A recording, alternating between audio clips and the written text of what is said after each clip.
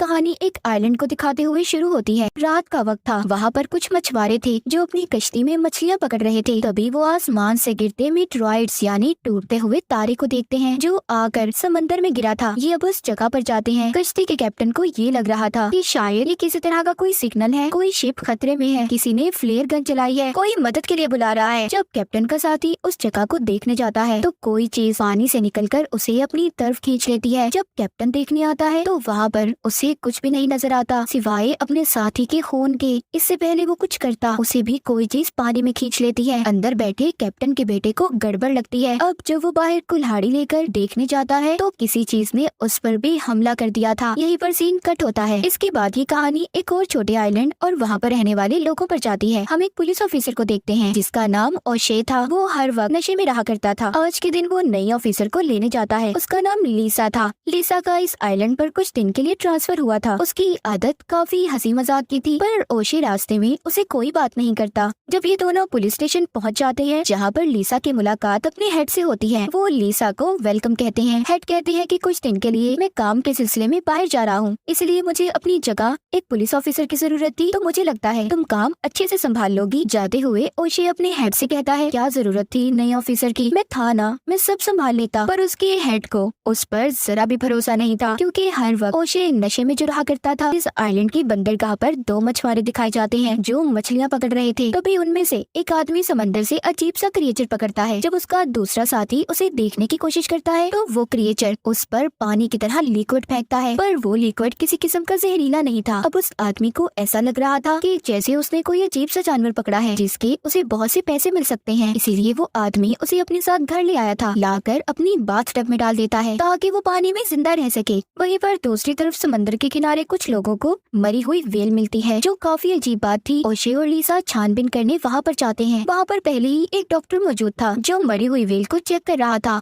वो इन्हें बताता है कि ये बहुत पहले से मरी हुई है, इसके जिस्म पर जो निशान है वो पत्थरों के टकराने से आए हैं। ओशे को ये बातें काफी अजीब लग रही थी क्योंकि बहुत वक्त से वो इस आइलैंड पर रह रहा था और इससे पहले ऐसा कुछ भी नहीं हुआ था। इसके बाद ओशे एक आदमी के पास जाता है जो एक बिल्डिंग बनाने का काम कर रहा था। उसके पास बहुत बड़ी क्रेन मशीन थी। वो उस आदमी से कहता है कि तुम जाओ और जाकर समंदर के किनारे से मरी हुई व्हेल को उठा लो। ये आदमी अब ऐसा ही करता है, अपने साथियों को लेकर समंदर के किनारे जाकर उस मरी हुई व्हेल को उठा लेता है। सब लोग चले गए थे, इनका काम यहाँ पर खत्म भी हो गया था। इनका कुछ सामान वहीं पर रह गया था। वो अपने साथी को जरूरी सामान लेने समंदर के किनारे भेजता है और खुद गाड़ी में बैठा उसका इंतजार करता है। जैसे ही उसका साथी वहाँ पर जाता है तो वहाँ पर वो अजीब से अंडे देखता है। इससे पहले वो सामान लेकर वापस जाता, कोई चीज समंदर से उसे भी अपनी तरफ खींच लेती है। अब वो आदमी जो गाड़ी में बैठा इंतजार कर रहा था अपने साथी को देखने जाता है, पर वहाँ पर कोई भी नहीं था। इसके बाद हम उस होटल को देखते हैं जहाँ पर लीसा रुकी हुई थी। यहाँ पर एक बार भी बना हुआ था जिसको हस्बैंड वाइफ चलाया करते थे और ओशे अक्सर यहाँ पर शराब पीने आता था। वहाँ पर वही आदमी आता है जिसको अजीब क्रिएचर मिला था। वो ओशे को बताता है कि मुझे क्रिएचर मिला है जिसकी कीमत बहुत ज्यादा है, उसे बेचकर मैं बहुत से पैसे कमाऊंगा। पर ओशे को उसकी बात पर यकीन नहीं होता। वो सोचता है कि ये नशे में है,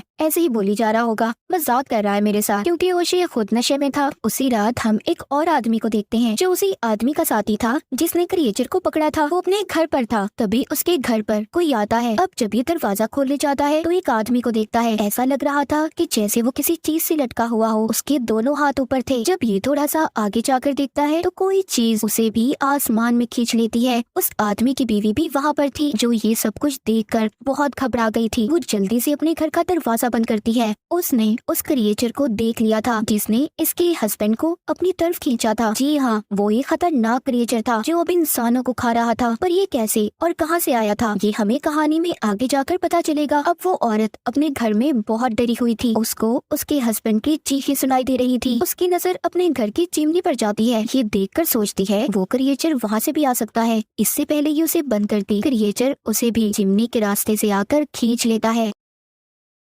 उधर वही आदमी जिसको क्रिएचर मिला था वो अपनी बाथटब में जाकर देखता है तो वहाँ से वो क्रिएचर गायब था। उधर सिर्फ उसका एक अंडा पड़ा था। ये जब चेक करने बाहर आता है तो कमरे में अजीब सा लिक्विड देखता है। वो क्रिएचर दीवार से चिपका हुआ था जिसके बड़े बड़े टेंटिकल्स थे जो दिखने में बिल्कुल ऑक्टोपस की तरह लग रहा था। क्रिएचर उस आदमी पर हमला करता है मगर वो उसको अपने पास से हटा देता है और मार भी देता है। सुबह को हमें दिखाया जाता है लीसा बार में काम करने वाली लेडी से ओशे के बारे में पूछती है क्योंकि वो अब ओशे को पसंद करने लगी थी। वो पता करना चाहती थी कि उसकी वाइफ है या नहीं, पर वो लेडी उसको बताती है कि उसकी वाइफ नहीं है, वो बिल्कुल अकेला रहता है। तभी थोड़ी देर बाद वही आदमी ओशे और लिसा को कॉल करके बुलाता है जिसको क्रिएचर मिला था। वो आदमी उसे मारकर लैब में लाया था। टेस्ट करने पर डॉक्टर कहता है कि आज तक मैंने ऐसी अजीब चीज नहीं देखी, ये काफी खतरनाक लगता है। वो क्रिएचर को ग्रैबर का नाम देता है। वो डॉक्टर उन्हें दिखाता है कि इस ग्रैबर की बहुत लंबी जुबान है, ये क्रिएचर सिर्फ पानी और खून पीता है। वो इनको इसका अंडा भी दिखाता है। ये सब कुछ जानने के बाद ओशे को अब व्हेल वाला हादसा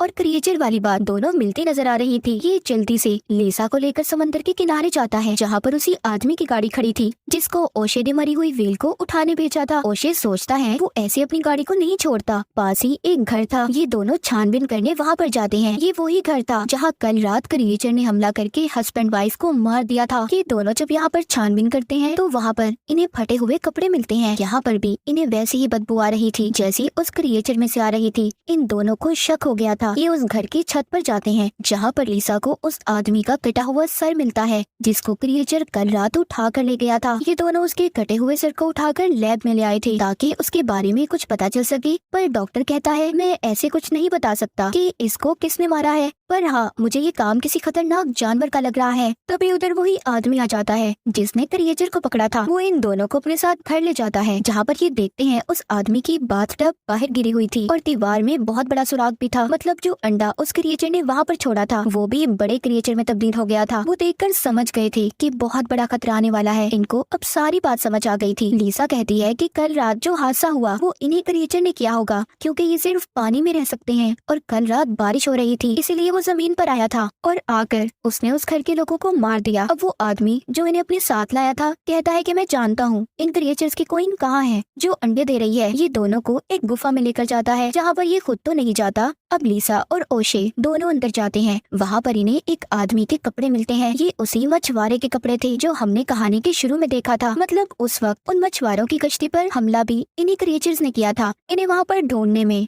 और कुछ तो नहीं मिलता पर ये क्रिएचर को जगा देते हैं। वो क्रिएचर जागते ही इन पर हमला करने आ रहा था मगर ये दोनों जल्दी से बाहर निकल आए थे। वो क्रिएचर अभी भी गुफा में ही था। वो बाहर नहीं आता क्योंकि ये क्रिएचर सूरज की रोशनी में बाहर नहीं निकल सकते थे। इसीलिए ये दोनों अब दोबारा से लैब में जाते हैं और ग्रैबर क्रिएचर की कमजोरी का पता करने की कोशिश करते हैं कि जिससे ये इसे मार सके। पहले ये उसे आग लगाते हैं पर अचानक से पानी आने लगा था जिससे ग्रैबर दोबारा से जिंदा हो गया था और ओशे के मुंह पर वही लिक्विड फेंककर उसके सर पर चिपक जाता है। लेकिन किसी तरह ये उसे अपने सर से उतारता है। वो आदमी भी खड़ा ये सब देख रहा था जो यहाँ पर इसको लाया था। वो बिन को बताता है कि ग्रैबर क्रिएचर ने मुझ पर इस तरह हमला किया था। इसने तो मुझे भी काट लिया था पर उस दिन मैंने शराब पी हुई थी और ये मुझे काटते ही कमजोर सा हो गया। इसका मतलब ये है कि जो आदमी शराब का इस्तेमाल करता होगा ये क्रिएचर उन्हें नुकसान नहीं पहुंचा सकते। आज रात बहुत तेज तूफान भी आने वाला था इसलिए ओशे और लिसा मिलकर प्लान बनाते हैं। वो बार वाले के पास जाते हैं और कहते हैं देखो आइलैंड पर रहने वाले लोग सभी खतरे में हैं। उन पर क्रिएचर हमला करने वाला है पर हम एक ही सूरत में उन्हें बचा सकते हैं अगर लोग ज्यादा से ज्यादा शराब पिए क्योंकि जिसके भी खून में अल्कोहल शामिल होगी वो क्रिएचर उन्हें नुकसान नहीं पहुंचाएगा। पर इस बात का पता किसी को भी नहीं चलना चाहिए वरना लोग घबरा जाएंगे। वो बार वाला भी इनका साथ देने के लिए तैयार हो गया था। पहला टेस्ट ये लिसा पर करते हैं। लिसा ओशे से कहती है मैंने कभी भी शराब नहीं पी लेकिन फिर भी ये उसे शराब पिला देते हैं। फिर ये लोग लिसा का खून निकाल कर टेस्ट करते हैं। ये उसके खून को क्रिएचर के बच्चे को पिलाते हैं जिसको इन्होंने लैब में कैद किया हुआ था। जैसे ही वो क्रिएचर का बच्चा खून पीता है मर जाता है। ये क्रिएचर्स की कमजोरी को जान गए थे। ओशे और लिसा चर्च में जाते हैं। वहाँ पर जमा सभी लोगों को ये बार में आने का कहते हैं। मुफ्त की शराब मिलने वाली है इसीलिए सब बार में आ गए थे। रात को इन्हें क्रिएचर का शिकार करना था। इनके पास जो कुछ भी था ये उन चीजों को अपना हथियार बना लेते हैं। बाहर गाड़ी में लिसा और ओशे बैठे थे। बाकी सभी बार में थे। लिसा ने भी बहुत ज्यादा शराब पी ली थी। वो अपने होश में नहीं थी इसीलिए ओशे को सारी अपनी दिल की बात बता देती है कि वो उसे कितना पसंद करती है। उधर बार के अंदर सभी मौज मस्ती में गुम थे। तभी एक आदमी को वॉशरूम में जाना था पर वॉशरूम के अंदर कोई था इसीलिए वो बाहर आ जाता है। बाहर बहुत तेज बारिश हो रही थी। तभी वहाँ पानी की वजह से छोटे छोटे क्रिएचर्स आ गए थे जो उस आदमी पर हमला कर देते हैं। ये देखते ही लिसा और ओशे उस आदमी को बचाने जाते हैं। इससे पहले कि वो उसे बचा पाते, वहाँ पर एक बड़ा ग्रैबर क्रिएचर भी आ गया था जो उस आदमी को खींचकर खा जाता है। ये देखकर लीसा और ओशी अपनी जान बचाकर भागते हैं। जब ये दोनों अपनी गाड़ी में बैठते हैं तो लीसा परेशानी में गाड़ी के सायरन को ऑन कर देती है, जिस वजह से क्रिएचर अब इनके पीछे था वो इनकी गाड़ी पर चढ़ जाता है। वो गाड़ी को तोड़ने की कोशिश कर रहा था, पर ये मौका देखते ही जल्दी से बार के अंदर भागते हैं। बार में आते ही बार का मालिक ओशी को बताता है कि सारी शराब खत्म हो गई है, हमें लेने दूसरी जगह पर जाना होगा जहाँ पर हम इस वक्त नहीं जा सकते। इसलिए ओशी सबको ऊपर जाने का कहता है। सब पूछ रहे थे कि क्या हुआ, ऐसा क्यों जाए हम ऊपर, पर ओशी अभी भी किसी को कुछ नहीं बताता। कोई नहीं जानता था कि बाहर कितनी बड़ी मुसीबत है। यहाँ पर वो डॉक्टर जो लैब में काम करता था उसने बहुत ज्यादा शराब पी ली थी, इसीलिए वो अपने होश में नहीं था। वो बाहर जाकर बड़े ग्रैबर क्रिएचर के सामने खड़ा हो जाता है और उसकी तस्वीर बनाने की कोशिश करता है, लेकिन क्रिएचर उसे पकड़कर दूर फेंक देता है। बार के अंदर सबको इस बड़े खतरे के बारे में पता चल गया था। सभी अपनी जान बचाकर ऊपर की तरफ भागते हैं। ओशे सबको यकीन दिलवाता है कि वो सभी महफूज हैं, उन्हें कुछ नहीं होगा। वो ये भी कहता है कि इस क्रिएचर को शराब से नफरत है, इसीलिए वो किसी को कुछ नहीं करेगा। लेकिन यहाँ पर सबसे बड़ा खतरा ओशे खुद था, क्योंकि उसने शराब नहीं पी थी, इसलिए क्रिएचर ओशे के पीछे था। ओशे अब नीचे जाने का फैसला करता है, क्योंकि वो अपनी वजह से सबके जान खतरे में नहीं डाल सकता था। लेकिन यहाँ पर लीसा उसे एक आइडिया बताती है। कहती है कि देखो, ये क्रिएचर सूरज की रोशनी बर्दाश्त नहीं कर सकते, इसीलिए यहाँ पर जो कंस्ट्रक्शन साइट है, मैंने उधर क्रेन मशीन को देखा है, हम उधर जाएंगे, इस क्रिएचर को पकड़कर उस मशीन से रोके रखेंगे और जैसे ही सुबह होगी ये क्रिएचर खत्म हो जाएगा और इसके अंडे भी। ओशे को लीसा का आइडिया पसंद आता है, पर ओशे की गाड़ी की चाबियां नीचे ही रह गई थी। लीसा अब हिम्मत करती है और चाबियां लाती है। नीचे बहुत सारे क्रिएचर के बच्चे थे। लीसा और ओशे उसी जगह पर जाते हैं। क्रिएचर भी इनके पीछे था, क्योंकि वो अब ओशे का शिकार करना चाहता था। ओशे उस जगह पर पहुंचकर पेट्रोल के ड्रम देखता है। वो क्रिएचर को अपनी तरफ बुलाता है ताकि जैसे ही ये उसकी तरफ आए ये उसे जला दे, लेकिन वो क्रिएचर इसे अपने टेंटिकल से नीचे गिरा देता है। वो जैसे ही उस पर हमला करने वाला था, वहाँ पर लीसा क्रेन मशीन उस पर गिरा देती है। क्रिएचर वहीं पर फंस गया था। फिर वो ओशे को बचाती है। वहाँ पर ये एक शराब की बोतल खोलती है ताकि थोड़ा सा एंजॉय कर सके। तभी क्रिएचर का एक टेंटिकल आकर ओशे को पकड़ लेता है। वो उसे खाने ही वाला था, लेकिन उसके हाथ में शराब की बोतल थी, जिसको वो उस क्रिएचर पर फेंक देता है। इसीलिए वो क्रिएचर ओशे को छोड़ देता है। लीसा फ्लेयर गन लेकर पेट्रोल के टैंक्स पर चलाती है। उस फ्लेयर गन के लगते ही वहाँ पर बहुत बड़ा धमाका होता है, जिसमें वो क्रिएचर भी मर गया था। आखिरकार इन्हें उस बड़े ग्रैबर क्रिएचर से छुटकारा मिल ही गया था। सुबह होते ही लीसा और ओशे वापस अपने घर आते हैं। दोनों एक दूसरे को अपने दिल की बात बताते हैं। ये दोनों तो मिल गए थे, पर उस बड़े खतरनाक क्रिएचर ने न जाने कितने लोगों की जान ली थी। और इसी के साथ ग्रैबर खतरनाक क्रिएचर की कहानी यहीं पर खत्म हो जाती है।